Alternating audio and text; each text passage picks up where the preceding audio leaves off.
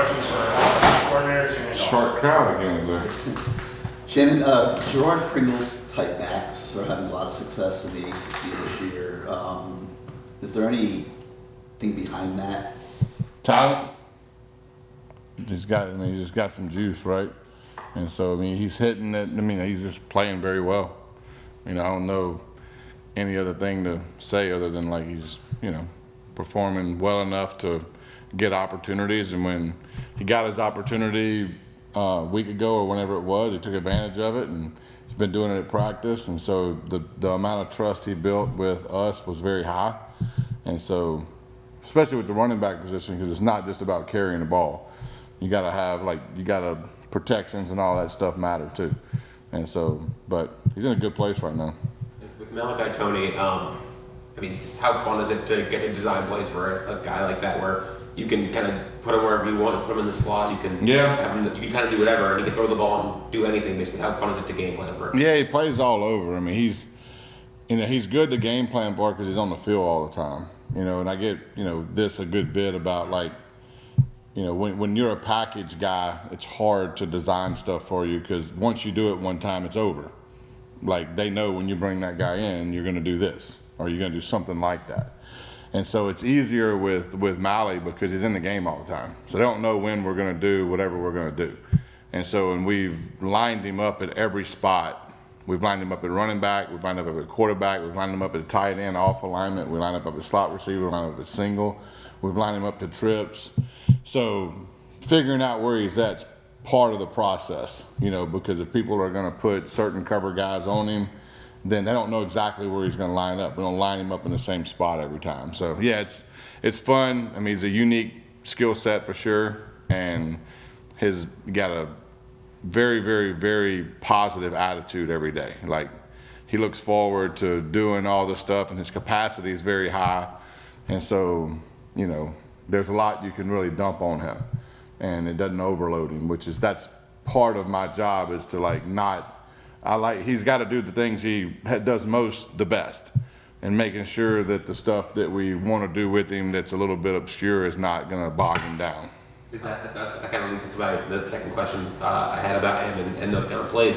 Was it just about a manner of nailing the basics first and then kind of moving to that stuff? Was it just making sure you nail the trick plays and the wildcat and all that stuff, nailing that in practice before breaking it on the field? I guess what went into deciding it to start doing that? Some of the stuff we've repped for a little bit, and some we're just evolving to.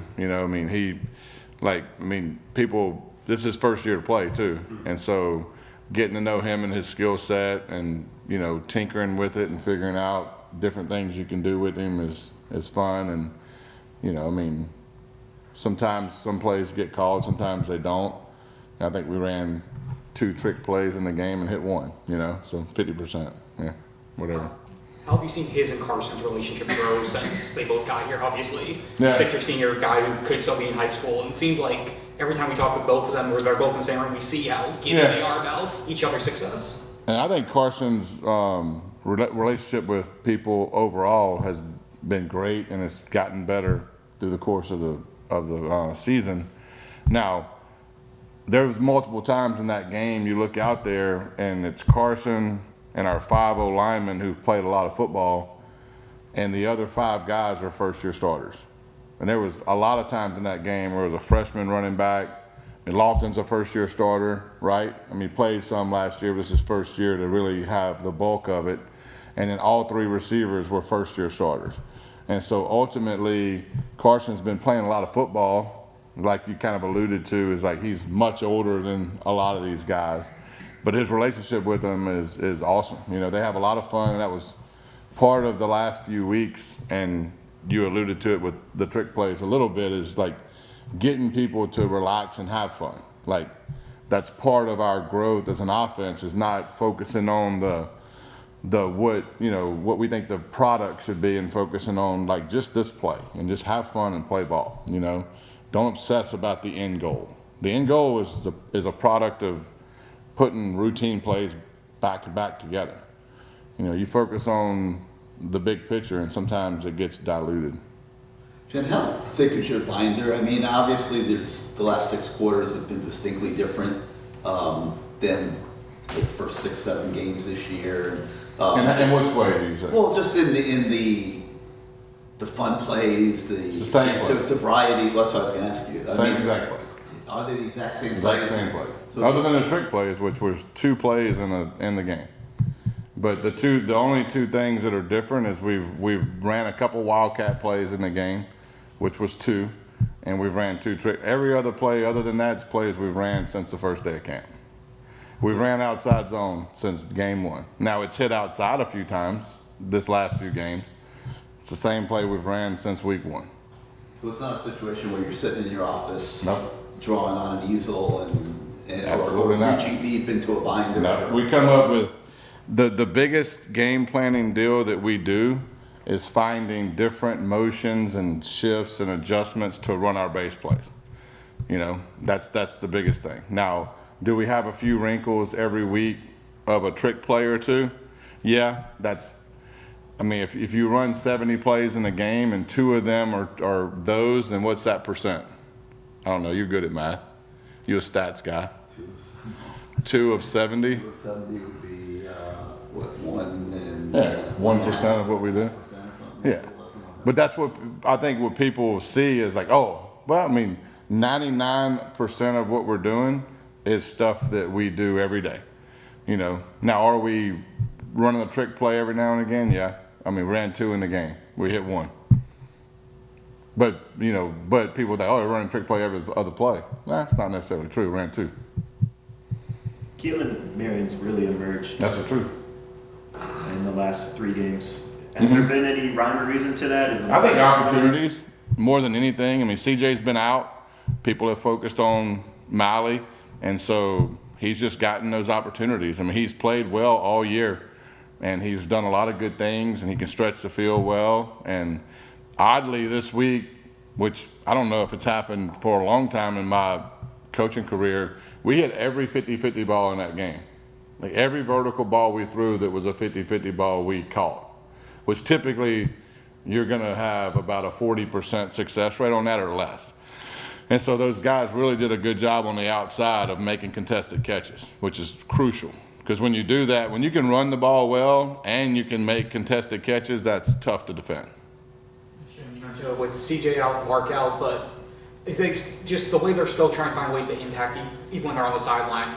It's been awesome. Yeah, Coach Crystal mentioned like CJ's back like an assistant coach. We saw Mark hyping up Gerard. Just the importance of that, especially for the younger guys, to see how the veterans are acting when they aren't able to contribute on the field. Their voice is extremely important, and they've done a great job leading up to the game in the hotel. Mark's great. He made some comments in a unit meeting that I thought was excellent on the sideline between every drive. I mean, those guys are elite teammates and elite leaders, and we miss them on the field for sure. But to their credit, I mean, they have stayed positive and they make an impact on the game with just their energy and attitude. And it's been awesome to see. Shannon Carson said after the game, basically, asked about how he's kind of turned things around last couple of weeks, no interceptions, playing clean and everything.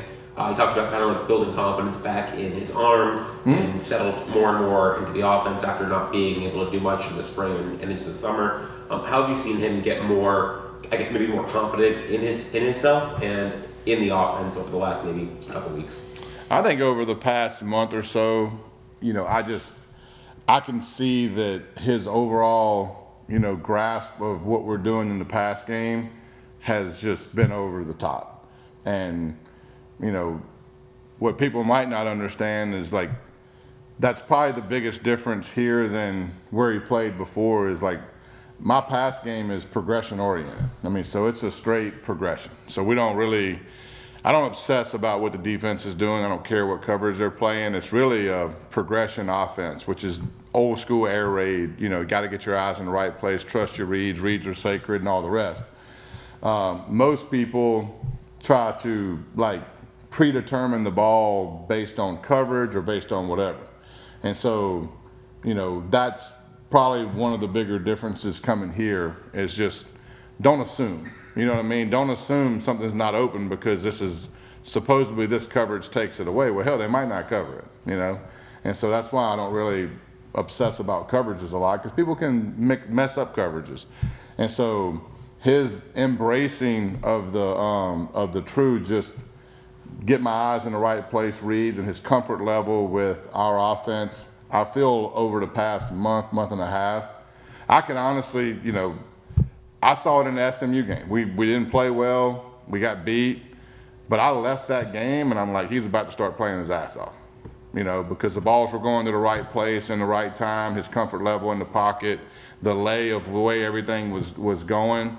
I was very pleased with the way that game unfolded with him, other than a few plays. I mean, obviously we lost the game, but I'm just talking about his progression in our offense. Like that game, I was like, all right, now he's about to start taking this and running with it.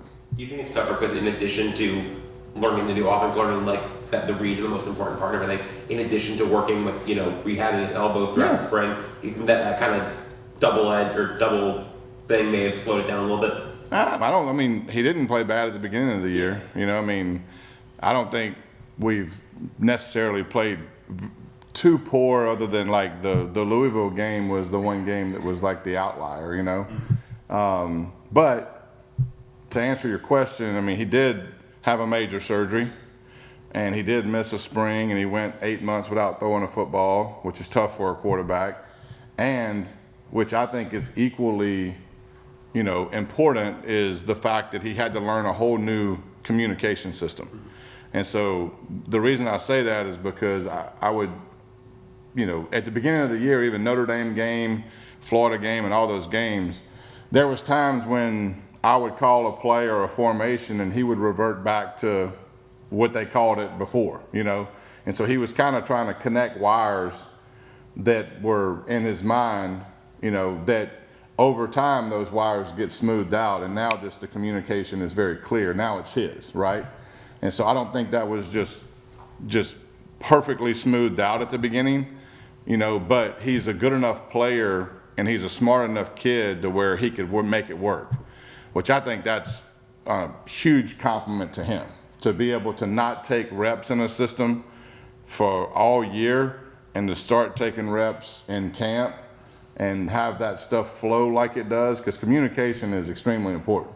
And it's like learning a new language. If I was teaching you Spanish, it would take you a while before it became, okay, it's just natural, I get it, right? Yeah, see, right. Two more questions. You might speak Spanish, I don't know. The pass to Elijah, was that the third read on that, like the touchdown pass? It was the second read. Yeah, so it was the safety. The safety was in the middle of the field with single high, and so it is climb route to divide, but the safety was cheating this way, so he basically went to Pringle first and went back to the climb route. What grade did you give Malachi on his deep shot? On the one to JoJo, I mean, it's an elite throw. The one thing about that is that wasn't the first read. Like the post was the first read. So a guy that isn't playing quarterback, a lot of times you just give him a one and none. Like you throw it here or like make it work. But with him, he's a little different. So I'll put like progressions in his deal. And so the post, they must have anticipated something coming because they played coverage. And they covered the post. And then JoJo came open and he ripped it to him. And that's like, it was a seed. As everybody in the quarterback room will admit. The bigger thing with him, though, it's like he doesn't have to warm up. He just gets out there and grabs the ball and throws it. I mean, I can't quite explain it, but it is what it is. Awesome. Thank you, Coach. Appreciate it, guys.